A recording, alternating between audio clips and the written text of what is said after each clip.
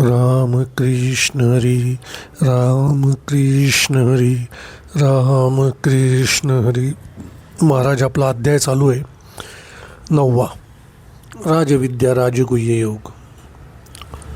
वारीला गेलो असल्या कारणाने काही दिवसांचा थोडासा वेळ लागला नवीन प्रवचनासाठी. आपली ओवी सुरू आहे 58वी, म्हणजे 258वी. अगा हे जेवढी माझी व्याप्ती तेवढीची तयांची प्रतीती, ऐसे बहुदाकारी वर्तती बहुची होऊन. हे भानुबिंब आवडे तया, सन्मुख जैसे धनंजया, तैसे ते विश्वया समोर सदा. महाराज, हा जो ज्ञानभक्तीचा टप्पा आहे, जे भक्त आहेत जे ज्ञानाच्या जोरावरती आपली भक्ती करतायत, तिसरा टप्पा आहे भक्तीचा. त्या ज्ञानी भक्त ज्ञानयज्ञ करतात आणि ते कोणत्या पद्धतीने या ज्ञानाचा वापर करतात याबाबतचं हे माऊलींनी केलेलं विवेचन आहे. हे भानुबिंब आवडते या, हे भानुबिंब ज्याला ज्याला आवडतं, भानुबिंब म्हणजे सूर्य, ज्याला ज्याला आवडतो, सन्मुख तैसे धनंजया, ते प्रत्येकाच्या समोर असतं. पृथ्वीवरती जर सूर्यप्रकाश पडला तर सूर्यप्रकाशाला पाठपोट असा विषय नसतो. तुमच्या पुढेही प्रकाश आहे, तुमच्या मागेही प्रकाश आहे, तुमच्या अवतीभोवती सगळीकडे प्रकाश आहे. तुम्हाला जर सूर्यबिंब आवडत असेल तर तुम्ही कुठूनही त्याच्या दिशेने बघितलं का तुम्हाला सूर्यबिंब तुमच्या सन्मुख, तुमच्या तोंडासमोर दिसेल. तैसे ते विश्वाया समोर सदा, त्याप्रमाणे ही ज्ञानी भक्त कायमस्वरूपी त्या विश्वाच्याकडे तोंड करून उभी असतात. नीट कल्पना यातली आणि ज्ञानार्थ, लौकिकार्थ दोन्ही गोष्टी एकमेकाला मिश्रित स्वरूपात माऊलीने टाकलेल्या आहेत. लौकिक अर्थ असा आहे की सूर्य माझ्या समोर आहे, मला हवा आहे म्हणून माझ्यासमोर सूर्य आहे, सन्मुख माझ्या तोंडासमोर सूर्य आहे. त्याप्रमाणे ज्ञानी भक्त ज्याला ज्याला अपेक्षा आहे त्याच्यासमोर ते सन्मुख आहेत, त्याच्यासमोर ते उभे आहेत. सूर्याच्याकडे असलेलं, हा लौकिकार्थ झाला. सूर्याच्याकडे असलेलं त्यातला मूळ गाभा जो आहे ज्ञानार्थ असा आहे, सूर्य देताना समोर कोण आहे याचा विचार करत नाही. समोर व्यक्ती काय स्वरूपात आहे, ते पापी आहे, पुण्य आहे, लहान आहे, मोठी आहे, श्रीमंत आहे, गरीब आहे, भेद नाही. सूर्य देताना प्रत्येकाला सन्मुखाला तेच सूर्यकिरण देतो जे पहिल्याला दिलेले आहेत. झाडाला तेच, घाणीला तेच, पवित्र माणसाला तेच आणि पापी माणसाला तेच. सूर्यामध्ये देण्यामध्ये जो भाव आहे त्यात भेदभाव नाही. शब्दप्रयोग नीट समजून घ्या मी काय म्हणतो आहे. सूर्याच्या देण्यामध्ये जो भाव आहे त्याच्यात भेदभाव नाही. त्याप्रमाणे हे जे भक्त आहेत ज्यांनी ज्ञानाने स्वतःची 5 इंद्रिय प्राणासहित आहुती दिली आहे, भेद नावाचा पशु ज्यांनी या यज्ञामध्ये बळी दिलेला आहे, असा ज्ञानी भक्त ज्या ज्या वेळेला समाजासमोर गरज असेल त्याच्यासमोर सन्मुख उभा राहतो. तो देताना विचार करत नाही तो कसा आहे, फक्त देण्याचं कार्य करतो. तुम्हाला मजा आहे या सगळ्या गोष्टींमध्ये. तुम्हाला जे मी सांगतो आहे ना, हा टप्पा तुम्हाला सहसा कोणी सांगणार नाही. हा टप्पा कोणी आत्ता उलगडून सांगत नाही, कोणाला तेवढा वेळ नाही या गोष्टीमध्ये सांगण्यासाठी. नीट समजून घ्या, शांतपणे एक एक गोष्टीचा विचार करा. काय म्हणायचं आहे ना माऊलींना याचं चिंतन करा. अगा तयाची या ज्ञाना, पाठीपोट नाही अर्जुना. अर्जुनाला सांगताना भगवंताची भूमिका समजून देण्याची जी भूमिका आहे ज्ञानाची, अगा तयाची या ज्ञाना, त्यांना असं ज्ञान प्राप्त झालं आहे ज्ञानयज्ञ केल्यानंतर. त्या भक्तांना, त्या ज्ञानी भक्तांना असं ज्ञान प्राप्त झालं आहे, पाठीपोट नाही धनंजय, त्याला पोट आणि पाठ नाही. म्हणजे एकाकडे देण्याची प्रवृत्ती आहे, दुसऱ्याकडे द्यायचं नाही, हा जो भेद आहे हा भेद त्या ज्ञानी भक्ताकडे नाही. पहिलं उदाहरण दिलं, सूर्याचं सन्मुख देताना देऊन टाकायचंय, जो समोर येईल त्याला जसं द्यायचंय पहिल्याला तसंच द्यायचंय शेवटच्याला. समोर कोण आहे त्याच्याशी काहीही घेणं देणं नाही. सूर्याचा देण्याचा भाव. दुसरा भाव सांगितला आहे, वायू जैसा गगना सर्वांगी असे. द्यायचं कसं? त्या व्यक्तीला सर्वांगाने द्यायचं आहे. उदाहरणार्थ माऊलींनी अत्यंत चपकल उदाहरण घेतलं आहे, अत्यंत काटेकोर उदाहरण वापरलं आहे, या गोष्टीसाठी दृष्टांत वापरला आहे. वायू सर्वांग, आपल्या शरीराला जेवढे भाग मोकळे आहेत, मग ते नाकाचे असतील, कानाचे असतील, तोंडाचे असतील, हृदयाचे, ते सगळ्यामध्ये वायू तुमचा स्पर्श करतो. तुम्ही वायूमध्ये बुडालेले आहात, समजून घ्या. ज्याप्रमाणे वायू तुमच्या सर्वांगाला चिकटलेला आहे, त्याला पाठीपोट नाही, तसं ज्ञान प्रेरित करणारे, प्रसारित करणारे, समाजाकडे सर्वांगानी ज्ञान देणारे, कुठल्याही गोष्टीमध्ये पाठीपोट नाही. या शब्दाचा अर्थ एकाकडे दृष्टी, दुसऱ्याकडे पाठ. म्हणजे काही जणांना नाकारायचं ज्ञान देताना, काही जणांना ज्ञान द्यायचं, हा भेदभाव करण्याचा अधिकार त्या ज्ञानी यज्ञ माणसाला नाही, ह्या भक्ताला, ज्ञानी भक्ताला नाही. समजून घ्या. जो ज्ञान प्रसारित करतो त्याला त्या वायू जसा शरीराला चारी बाजूनी वेढला आहे, तसा चारी बाजूनी वेढलेल्या वायूप्रमाणे समोर येणाऱ्या प्रत्येक व्यक्तीला सर्व व्याप्त ज्ञान देऊन टाकायचे. काय करायचं आहे त्याचा भाग. तो कोण आहे, कसा आहे, काय आहे, याच्याशी देणाऱ्याचं घेणं देणं नाही. दोन भाव तुम्हाला सांगितले. तैसा मी जे तुला आगवा, तेची तुक तयाची सद्भावा, तरी न करिता पांडवा भजन झाले. जेवढा मी आहे, तैसा मी जे तुला आगवा, जेवढा मी आहे, तेची तुक तयाची सद्भावा. इथे तुक शब्द आहे ना, ते तुक शब्द टोक या शब्दाचा प्रयोग करा पाहिजे, पाठभेद असू शकतो. तेची तुक तयाच्या, ते टोक आहे त्यांच्या सद्भावाचं. जेवढी माझी व्याप्ती आहे, जेवढा मी व्यापक आहे, तेवढा त्यांचा सद्भाव व्यापक आहे. तरी न करते, त्याच्यामुळे त्यांनी समजा जर भजन केलं नाही, तरी त्यांचा सद्विवेकाचा विचार, सद्भावनेचा विचार सातत्याने माझ्या एवढा व्यापक असल्याने न करिता भजन जागले. भजन करायची वेगळी गरज नाही, भजन घडलं. बघितलं तुम्हाला काय टोकाच्या भक्तीची उपमा माऊलीने रचली आहे. ही 3 डायमेन्शन, 3 पद्धतीची त्रिमितीय गीता आहे. 3 डायमेन्शनल गीता म्हणतो ना, ती ही आहे. 2 बाजू सांगितल्या भावाच्या, आणि तिसरा भाव सांगितला व्याप्ती जेवढी तेवढाच सद्भाव. आणि त्या टोकाचा सद्भाव असल्याने भजन केलं नाही तरी झालं. एरवी तरी सकळ मीची आहे, तरी कवणी के उपासिला नोहे, येत एके जाणणे नवीन ठाय प्राप्तीसी. सकळ मीची आहे, मीच जर सगळीकडे आहे. अर्जुना, जर मीच सगळीकडे आहे तर मला सांग, माझी उपासना कोण करत नाही? प्रत्येक गोष्टीतनं घडणारं कर्म ही भगवंत उपासनाच आहे. म्हणजे या सृष्टीमध्ये कोणीही नास्तिक नाही, सिद्धांत या. प्रत्येक जण मी म्हणणारा हा भगवंताच्याच हृदयात, भगवंताच्याच देहात जगतो. त्याच्यामुळे त्याचं भजन घडतं, त्याची उपासना घडते. येत एके जाणणे नवीन ठाये अप्राप्तासी. त्याला या सगळ्या गोष्टी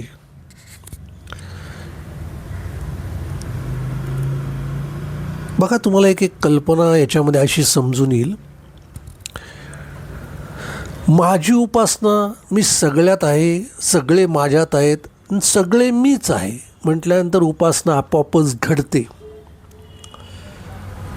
मग ज्याला मी प्राप्त नाही,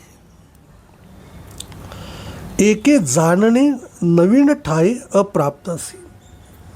मला ज्याला प्राप्त नाही, मी ज्याला प्राप्त नाही, मी ज्याला समजत नाही, याचाच अर्थ त्याला माझं ज्ञानच नाही.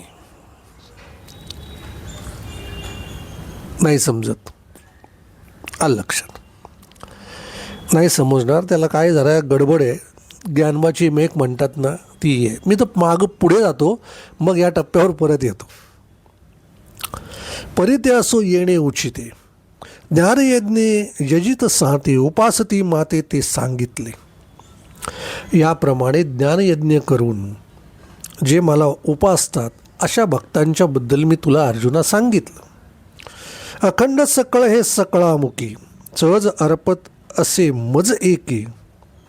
सगळ्या बाजूनी सकळ हे सकळ, सकळ हे अखंड सातत्याने, सकळ सातत्याने, सर्व मुखांनी, सर्व बाजूंनी, सहज अर्पत असे मज. सगळं जे काही आहे ते सगळी कर्म मला अर्पण करतात, सगळी भावना माझ्याशीच समर्पित केलेली असणारे हे सगळे भक्त आहे. की नेणणे यासाठी मूर्खी न पविजेची माते. हा मागच्यापासून 3 टप्प्यांचा जो विचार केला,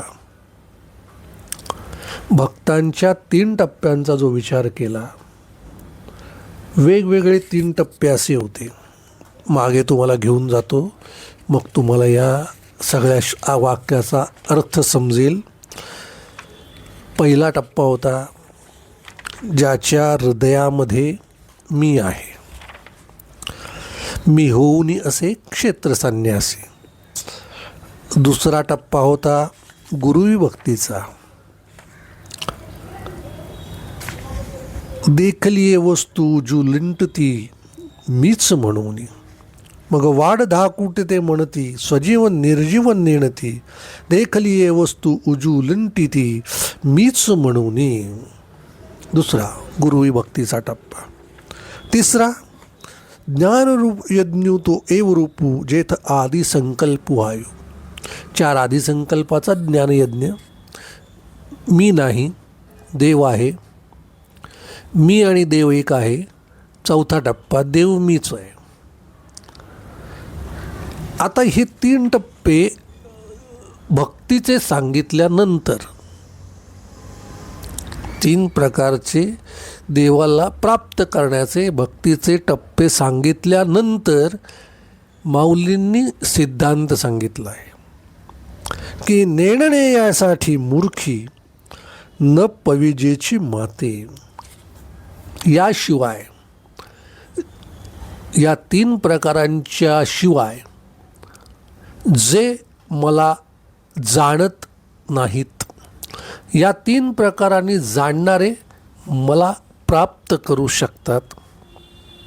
हे 3 प्रकार सोडून ज्या ज्या मार्गाने जाणण्याचा प्रयत्न जे मला करतात त्या मूर्खांशी, त्यांना काय म्हटलंय, यासाठी मूर्खी असे ते मूर्ख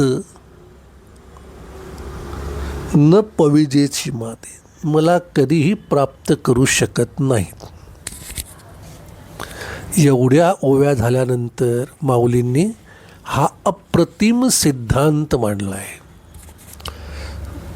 नाही तुम्हाला समजणार काय म्हणणं आहे ना माऊलींचं. एक ज्ञानवाची मेघ जो शब्द आहे ना, तो या ठिकाणी तुम्हाला उलगडून सांगतो म्हणजे समजेल.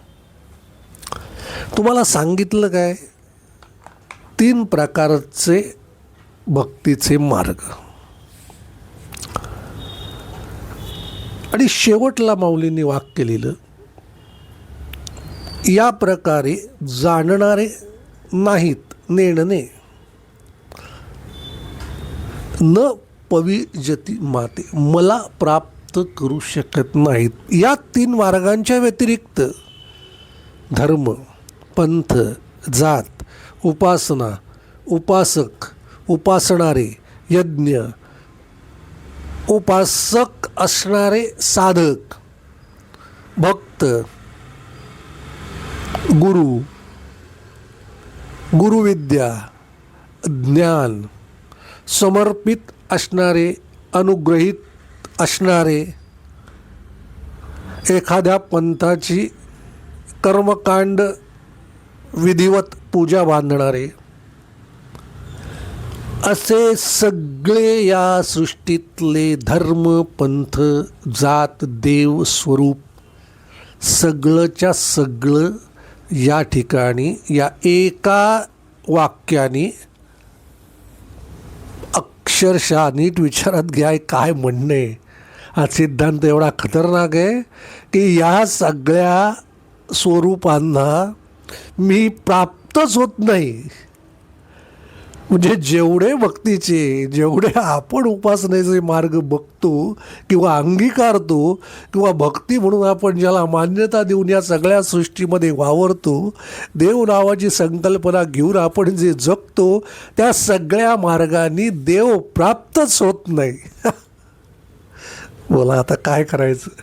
याला म्हणतात ज्ञानवाची मेघ. एकच वाक्य शेवटचं ओवीमध्ये त्या सगळ्यांचं सार आहे.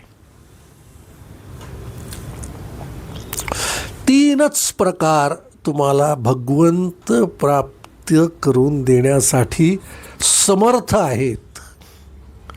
याच्या पलीकडे कुठलाही मार्ग, धर्म, पंथ, देव, स्वरूप तुम्हाला माझी प्राप्ती करून देऊ शकत नाही. हे भगवंताचं विवेचन माऊलींनी ओवीतून मांडलं आहे. म्हणजे आजपर्यंत आपण केलेले चमत्कार, नमस्कार, नवस, आपण केलेल्या सगळ्या कर्मठ स्वरूपातल्या उपासना, कर्मठ स्वरूपाचं नामस्मरण, हे सगळं या ठिकाणी फोल ठरतं, निष्प्रभ ठरतं. या मार्गातून देवाची प्राप्ती नाही. म्हणून कितीही झालं तरी कुणालाही देव भेटत नाही. मूळ मुद्दा सुटला. कारण तीन प्रकारच्या भक्तीमध्ये कोणत्याही परिस्थितीमध्ये भेद नावाचा पशु ठार केलेला जर नसेल, 5 इंद्रियांसहित प्राणाची आहुती दिलेली नसेल, येणारा समोरचा प्रत्येक जण जे जे भेटती भूत ते मानिती, भगवंत म्हणून उजुलुंटीत ती शरण लोटांगण घालणारा भाव नसेल, अप्रतिम विचार आहे महाराज. कशासाठी हो, कशासाठी आपली उपासना, आजवर केलेले वेगवेगळे गंध टिके, वेगवेगळे मी भक्त दिसावा म्हणून केलेले पोशाख, या सगळ्या गोष्टी निरर्थक आहेत. या सगळ्या गोष्टींच्यामुळे, नियम कर्मकांडामुळे भगवंत प्राप्ती नाही. माऊलींनी शेवटचा एका अर्ध्या ओळीमध्ये एका वाक्यात सिद्धांत सांगितला आहे. आधी सगळ्या तुम्हाला ओव्या समजावून सांगितल्या, प्रकाराच्या, भक्ताच्या, रचनेच्या, ज्ञानयज्ञाच्या. शेवटला वाक्य लिहिलं, हे ज्याला जमलं नाही, हे ज्याला जाणलं नाही, हे ज्याला जाणता आलं नाही, ते सगळे नेणने, म्हणजे त्यांना काहीही समजलेलं नाही. जर याच्या पलीकडे कुठल्याही गोष्टीमध्ये असतील त्यांना मी प्राप्त होत नाही. आत्तापर्यंतचा देवधर्म आपला फुकट गेला असं म्हणायला लागेल. महाराज, हे सगळं रहस्यमय जग आहे माऊलींचं. हे गानबाची मेघ म्हणतात ना, तो प्रकार आहे. एवढे निराश होऊ नका. तुम्हाला या सगळ्या गोष्टींमध्ये अजून बरीच चुकल व्हायची आहे. हे आत्ता तर सुरुवात आहे. अजून तर पुढचे अध्याय रंगतदार जाणार आहेत. तुम्हाला अजून कल्पनाच नाही आहे आपण कुठल्या विश्वात जातो आहे. जे परंपरेप्रमाणे प्रथेप्रमाणे माझ्याबरोबर चालत आहेत, ज्ञानेश्वरी ऐकतायत, त्यांना या सगळ्या गोष्टीची मजा येईल. त्यांच्या मनामध्ये या सगळ्या संकल्पनेनंतर कुठल्याच देवाची, कुठल्याच धर्माची, कुठल्याच कर्मकांडाची भीतीच राहणार नाही. दुसरा मला काही देऊच शकत नाही, दुसरा या पठडीत बसतच नाही म्हटल्यानंतर त्यालाच देव भगवंत प्राप्त नाही, मला कुठला प्राप्त होणार. ही कल्पना तुमच्या मनामध्ये माऊलींनी, काय झालं आहे की हा टप्पा जो आहे ना, हा टप्पा अत्यंत किचकट असल्याने या टप्प्याच्या मागे बहुतेक जण जायला टाळतात. चिंतनाची व्याप्ती मोठी असल्याने मी तुम्हाला बऱ्याच गोष्टी अगदी छोट्या करून सांगायचा प्रयत्न करतो आहे. पण याचं जर तुम्ही नीट अजून चिंतन केलं तर हा ज्ञानयज्ञ तुमच्यामध्ये अंगीकारण्यासाठी म्हणून तुम्हाला काय काय करावं लागेल याचा नुसता विचार करून बघा. एकटेपण जगण्यासाठी तुम्हाला तुमच्या मनाला, तुमच्या शब्दांना, तुमच्या डोळ्यांना, तुमच्या कानांना, तुमच्या हातांना, पायांना किती वेळेला मुरड घालावी लागेल, त्यावेळेला या ज्ञानयज्ञ सफल होईल. एवढं सोपं आहे का महाराज? असू द्या, चला आपण हा टप्पा आणखीन विस्तृतपणे पुढच्या प्रवचनात बघूया. प्रवचन तुम्हाला किती आवडतंय, किती तुम्ही याच्यामध्ये समरस होत आहे, हे तुम्ही मला तुमच्या प्रतिक्रियेतून लिहू शकता. पण मला या सगळ्या गोष्टींमध्ये एक आनंद आहे की तुम्ही जे जे कोणी हे ऐकताय ते ऐकणारे माझ्याबरोबर ज्ञानेश्वरीच्या या वेगळ्या विश्वात फिरतायत. त्यांच्या कल्पनेमध्ये देव नावाची जी मूळ संकल्पना आहे, जी माऊलींना अभिप्रेत आहे, ती तयार होते. ज्यांनी या संपूर्ण 9 अध्यायाचं प्रवचन इथपर्यंत आलेले आहेत त्यांच्या मनामध्ये निश्चित हा बदल घडलेला असेल. त्यांनी ते ऐकलेलं असेल तर त्यांच्या मनामध्ये एक ठामपणे अपेक्षा नसलेलं हृदय, अगदी उत्तम, ज्याला कच नाही असं हृदय आता तयार झालेलं असेल. ज्याला कच नाही, ज्याला भीतीच नाही समोरच्याच्या कुठल्याही कर्मकांडाची, कुठल्याही चुकीच्या देवधर्माची, त्याला भीतीच नाही. तो बरा, त्याची ज्ञानेश्वरी बरी आणि त्याचे असलेले सिद्धांत बरे. तो त्याच सिद्धांतावर चालणार, त्याच देवधर्माच्या नियमाने जगणार जे माऊलींनी सांगितलेत. कारण मला प्राप्त करायचं आहे त्याच्यासाठी मीच प्रयत्न केले पाहिजेत. माझ्यातच बदल अपेक्षित आहे. दुसऱ्यातला सांगून, दुसऱ्याच्या अनुग्रहाने, दुसऱ्याच्या कृपाशीर्वादाने हे काही घडत नसतं आणि त्यालाच प्राप्त नाही तर मला कुठून होणार. हा खरा सिद्धांत या प्रवचनातला आजचा आपल्यासमोर मी मांडला. पुढच्या प्रवचनात महाराज नक्की भेटूया. तुर्तास थांबतो. रामकृष्ण हरी, रामकृष्ण हरी, रामकृष्ण हरी.